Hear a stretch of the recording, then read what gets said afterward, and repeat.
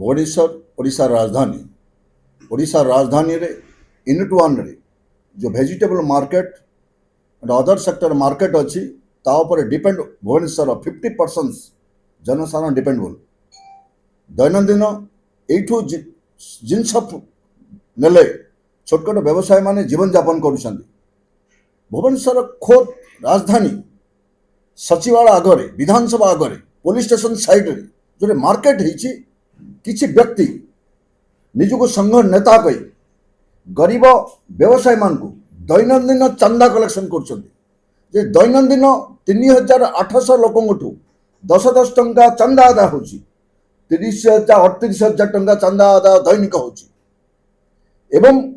मासकू से बाबद 10 to 12 लाख आदा हो वर्ष को 1 crore to 1 crore 30-40 लाख आदा हो से टंका जाऊँगी कुआड़े से टंका नौ किए ओडिशा सरकार खोद प्रशासन ऑडिट करना ऑडिट होना सोसाइटी एक्ट रेजिस्ट्रेशन गोटे व्यक्ति जे दैनंदिन मेंबर फीस नब ताले से संघ बातिल हेबार ब्लैकलिस्ट हेबार व्यवस्था अच्छी आनुअली गोटे मेंबर फीस नबार व्यवस्था अच्छी डेली मेंबर देवार ना जब डेली मेंबर नेले से गोटे दिन मेंबर है तार दिन मेंबर तार कटिगला ताले कहीं से संघ ब्लैकलिस्ट हेबनी बातिल हम ना जिते टंका आज पर्यटन आदा हो आधार कुआड़े तार इकोनोमिक अफेन्स कहीं इनक्वारी हम ना जे दोषी तापर दंड कहीं ना गरीब व्यवसायी चंदा मगा 10,000 15,000 जो न दि माफिया मान को प्रयोग करी गुंडा मान को प्रयोग करी निया लगे दिया पोड़ीगला municipality corporation and police both force करेंगे तुम बसी पार ना हूँ कौन ये जन को लाइसेंस देच डिसेम्बर मस 12,000 टंका नहीं 2025-26 तार एक्सटेंशन कर जनवरी मस उठी जाए कौच सरकार ना ये किए प्रशासन अच्छी पुलिस किए पावर देला पुलिस मानुअल कौटे मेंशन है जे पुलिस जाइकी जमी जमा भितर इंटरफेरेंस कर बर्दाश्त करनी कांति ओडिशा 1 नंबर हाटर गरीब जनता गरीब व्यवसायी मान जदि जोर दिया गुंडाराज करा फोर्स करा जबरदस्त करा क्रांतिकारी माने बाध्य भाव 1 नंबर हाटर प्रवेश कर व्यवसाय मान को सुरक्षा देवा आज 1 नंबर हाट को बंद करा कौन आवश्यक था बंद कर जदि बंद करागला जो मैंने डिपेंडेंट अच्छा 1 नंबर हाटर आज व्यवसाय करेंगे स्कूल पिला माने परीक्षा देवे खाइले परीक्षा देवे जे परिवा जीव ना चाउल जीव ना खाई पार ना परीक्षा दे पार ना परीक्षा दे पार ना फंडामेंटल स्ट्राइक भावलेट है कहीं 1 नंबर हाटर नेता माने 7 वर्ष जेल जीव ना को बेसिस रे हाट संघ या जो माने मेंबर तांकर भविष्य गठन करने समस्या गठन करने जड़े 2 जन दुर्दांत व्यक्ति निजर स्वार्थ हाट संघ को व्यवहार करेंगे नो नो कंप्रोमाइज ये प्रशासन करुच्ची कौन पुलिस प्रशासन करुच्ची कौन ये सरकार करुच्ची कौन ए प्रश्न आम पचार इंटरभेन्स कर पदक्षेप नियो नचेत क्रांतिकारी माने स्वचिंतार कमांडर्स क्रांतिकारी कमांडर्स माने पदक्षेप ना आरंभ करदे BMC and governments and police संपूर्ण बर्तमान दुर्नीतिग्रस्त हो जदि 3,800 व्यवसायी बस 3,800 व्यवसायी को तुम पैसा नौच ता भितर मात्र 126 व्यवसायी को हटेवा से जगह इज व्यवसायी को 6 लाख 7 लाख नहीं अन्य मान को बसेवा या रिजन कौन मुझे कमिशनर बीएमसी को पचारे चाहे हूँ कौन तुम पकेट गरम करवा बंद कर नचेत आज पर्यंत जिते जिते जो कलेक्शन कर घर कोटे जगह तुम पिला कोटे पाठ पढ़ाऊँ सब घोषाड़ दो रास्ता को नहीं आस जदि देखिबा कंचा परिबा घंटे पर सुखी जाउछि तो से परिबा जो नष्ट होला से क्षय क्षति पई दायी किए रहिबो जे डाकरा देछि ना सरकार आजिर डाकरा संपूर्ण बेआईन गरीब व्यवसायी मान को नहीं जो संघ तैयारी होइछि जो गरीब व्यवसायीटा 2 पैसा रोजगार कले ता परिवार को चलेबो ता बापा माँ रोग रे पड़छन्ति ताको चिकित्सा करिवो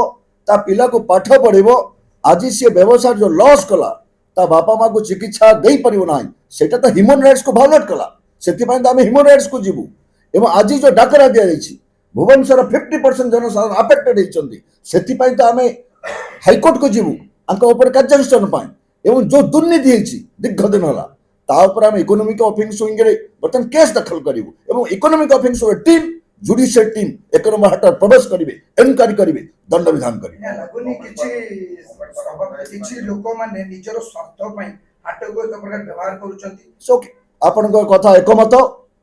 କିଛି ଅନାମଧେୟ ବ୍ୟକ୍ତି ନିଜକୁ ବିଦ୍ୟା ଇଲେକ୍ସନରେ ସଂଘର ନେତା କରିଦେଇ ପ୍ରାଦୁର୍ଭାବ ବ୍ୟବସ୍ଥା କରି ଏଠୁ ଟଙ୍କା ଶୋଷଣ କରି ଯାତ୍ରା ପାର୍ଟି ତିଆରି କରି ସେପଟେ କଳାକାରମାନଙ୍କୁ ଶୋଷଣ କରୁଛନ୍ତି। 11 କୋଟି ଟଙ୍କାର ଯାତ୍ରା ପାର୍ଟି ତିଆରି କରିବା ପାଇଁ ଏ ମହୋଦୟଙ୍କ ଟଙ୍କା ଆସିଲା କୋଟି ଇନକମ୍ କ'ଣ ଆଙ୍କର ଇନକମ୍ ଟ୍ୟାକ୍ସ ଦେଇଛନ୍ତି କେତେ ତାର ବି ଏନକ୍ୱାରି ହେବା ଦରକାର ଅଛି। ସରକାରୀ କ୍ୱାର୍ଟର ଯୋଉଠି ଭଙ୍ଗା ଯାଇଛି ଯୋଉଠି ଆଲଟମେଣ୍ଟ ହେଇଛି ସେଇଟା ଗଭର୍ଣ୍ଣମେଣ୍ଟ କୋଉଠି ଦେଇନାହିଁ ବିଏମସି କୋଉଠି ପରମିଶନ ଦେଇନାହିଁ। ବିଏମସି ଏବଂ ସେଇ ଦୁର୍ନୀତିଗ୍ରସ୍ତ ନେତା ଏବଂ କିଛି ପ୍ରଶାସନିକ ଅଧିକାରୀ ପୋଲିସ ଅଧିକାରୀ ଭିତରେ ତୁ ମୁତୁରି ମୋ ମୁତୁରି ନେବା 70 ଭିତରେ ପଇସା ଖାଇକି ତାଙ୍କୁ ଦିଆଯାଇଛି। କୋଉ ବେସିସରେ ଦିଆଯାଇଛି? ଯେ ଡିପାର୍ଟମେଣ୍ଟ କରୁଛି କ'ଣ ଏଇଟା ସରକାର ଚାଲିଛି ନା ଆଉ କ'ଣ ଚାଲିଛି?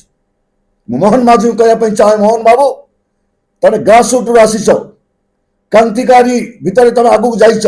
ଅତୀତରେ କ୍ରାନ୍ତି ଓଡ଼ିଶାର ସଂଘ ସହିତ ତମର ବି ସମ୍ପର୍କ ଥିଲା 20 ବର୍ଷ ତଳେ। ଆଜି ମଧ୍ୟ ସମୟ ଅଛି ଇନଷ୍ଟ୍ରକ୍ସନ ଦିଅ ଜିଓ ଡିପାର୍ଟମେଣ୍ଟକୁ ଯୋଉଠି ବେଆଇନ ହେଇଛି ତାଙ୍କ ଉପରେ କାର୍ଯ୍ୟାନୁଷ୍ଠାନ ନିଅ। ବିଶେଷ କରି ଯୋଉ ହାଟ ସଂଘ ନାଁରେ କିଛି ଅନାମଧେୟ ନେତା ଶୋଷଣ କରୁଛନ୍ତି ଗରିବକୁ ତାଙ୍କ ଉପରେ କାର୍ଯ୍ୟାନୁଷ୍ଠାନ ନିଅ। ଯଦି ଦେଖିବା ଯୋଉମାନେ ଏଥିପାଇଁ ମୁଣ୍ଡ ଉଠାଉଛନ୍ତି ବା ହକ୍ ପାଇଁ ଦାବି ମାଗୁଛନ୍ତି ତାଙ୍କ ମୁଣ୍ଡ ଏମାନେ ପଇସା ବଳରେ କାଟି ଦଉନାହାନ୍ତି ତ? ହଁ, ଏ ସଂସାର ଭିତରେ ସୋ ମେନି ପର୍ସନ୍ସ ଜନ୍ମ ନିଅନ୍ତି, କିଏ ଅର୍ଥ ପାଇଁ କିଏ କିଛି ଲାଭ ପାଇଁ ଯାଆନ୍ତି। I am a revolution person, କ୍ରାନ୍ତିକାରୀ ମାରୁ ୟାକୁ ସ୍କୁଲ ପ୍ରିନ୍ସିପାଲ ମୁଁ ଆଜି 38 ବର୍ଷ ହେଲା ମୁଭମେଣ୍ଟ କରୁଛି। ସେଥିପାଇଁ ତ ଓଡ଼ିଶାର ଶିକ୍ଷକ କର୍ମଚାରୀ ପୋଲିସ ଡକ୍ଟର ସମସ୍ତଙ୍କ ଫ୍ୟୁଚର ତିଆରି କରିଛି। କମ୍ପ୍ରମାଇଜ ହେବାର ପ୍ରଶ୍ନ ଉଠୁନାହିଁ। ଲଢ଼େଇ ଆରମ୍ଭ କରିଛି। ନ୍ୟାୟ ଦେବି ହାଟ ବ୍ୟବସାୟୀ ସମସ୍ତ ବର୍ଗ ହାଟ ବ୍ୟବସାୟୀମାନଙ୍କୁ ସ୍ଥାୟୀକରଣ କରିବି। ହାଟ ଏଇଠି ଉଠିବ ଯିବ, ଏଇଠି ଲୋକ ବଞ୍ଚିବେ କେମିତି? ହାଟକୁ ବି ଉଠିବାକୁ ଦେବି ନାହିଁ। ହାଟ ବି ରହିବ, ବ୍ୟବସାୟୀ ମଧ୍ୟ ସୁରକ୍ଷିତ ରହିବେ, ଦୁର୍ନୀତି ବନ୍ଦ ହେବ।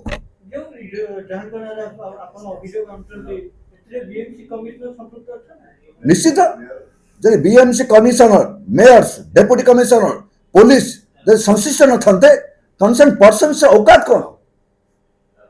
ପୋଲିସ ଷ୍ଟେସନ ପଛପଟେ ରାତି ଅଧରେ ଘର ତିଆରି ଟିଣ ପଡ଼ି ଗୋଟେ ଘରକୁ 6 ଲକ୍ଷ ଟଙ୍କା ଲାଗି ନିଆଯାଉଛି। ଯଦି ଏମାନେ ସଂଶ୍ଳିଷ୍ଟ ନାହାନ୍ତି ତାହେଲେ ଏମାନେ କରୁଛନ୍ତି କ'ଣ? ଏମାନେ ଯଦି ତାଙ୍କ ସର୍ଭିସକୁ ପରଫେକ୍ଟ ୟୁଜ୍ କରିପାରିବେନି, ପାୱାରକୁ ୟୁଜ୍ କରିପାରିବେନି, ଏଠି ବସିଛନ୍ତି କାହିଁକି? ଫୋପାଡ଼ି ଦିଅ ଏମାନଙ୍କୁ, ଚପରସ କରିଦିଆଯାଉ।